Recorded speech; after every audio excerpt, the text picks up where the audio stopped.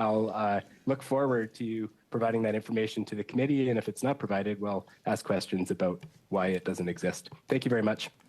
Thank you, Mr. Bachrach. And Mr. Moore and others, just so you're aware, at this committee, we have passed a motion in the past requiring any request for response back has to be within 3 weeks, lest you get called back on why you've not provided that information. So just so you're aware, we're down to second round, 5 minutes. Mr. Brock. Thank you, Chair. Going back, Mr. Moore, to my last question before I ran out of time, the conversation between Min Doan and Cameron McDonald in October of 2022, that Marco Mendocino was so unhappy with the media attention to ArriveCAN that he wanted someone's head on a platter, and that either Min Doan would be fired or you, sir, would be fired. He made specific reference to that. Then he turned and said that, you know, Cam, if I have to, I'm going to tell the committee that it was you. So he threatened Cam McDonald. That threat was then relayed up the chain of command. Ultimately, it was communicated to Aaron O'Gorman. And to your knowledge, sir, do you know if anyone, particularly Min Doan, was suspended or reprimanded for that threat? Yes or no? So I think I could start with the comment made by the Minister. I'm not aware of that comment. I've never come across it. In fact, I've never briefed the Minister at that time, and I was not informed. Min Doan confirmed the conversation took place. All right, so we can move on from that. Do you know if Min Doan was reprimanded for his threat to Cameron McDonald? Yes or no?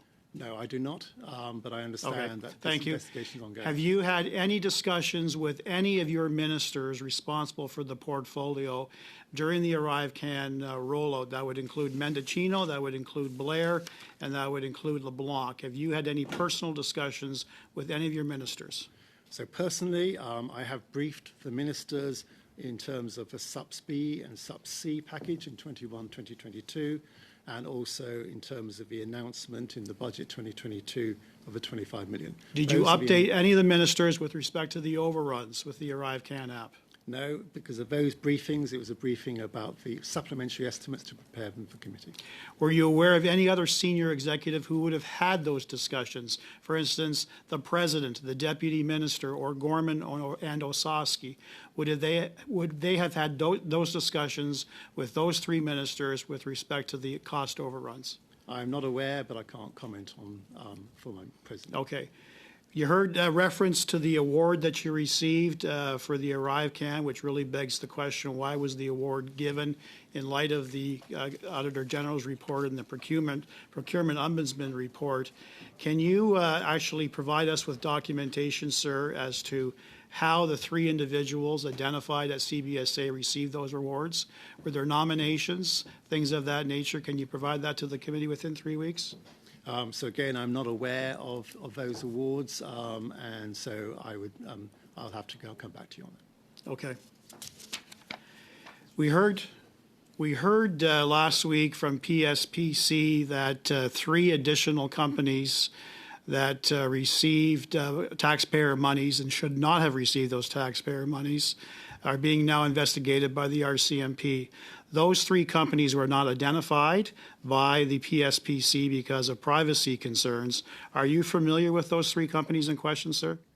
I'm not familiar with those companies. However, I have been informed by PSPC that the CBSA is involved in this, and our involvement is limited to $15,000. The CBSA is involved in relation to the 3 companies? So I'm informed that the individuals who have been identified as fraudulently making claims, some of those claims relate to us. I think there are 36 different departments affected. Right. CBSA is affected up to $15,000. Okay. And that was in relation to their supposed work on the ArriveCAN app? It's not necessarily in relation to the work on ArriveCAN app. But it could? In relation to anything else. But it could? I'm not aware of the PSPC. I think you'd have to address that to Okay. PSPC. To your knowledge, sir, are there any other companies that are operating under suspicious circumstances with their contracting at CBSA, either under the ArriveCAN app or other work done at the request of CBSA that are being considered for RCMP referrals? So I'm not aware of any at the moment, but as I've said before, we are now looking through all of the interactions to see if there are any examples.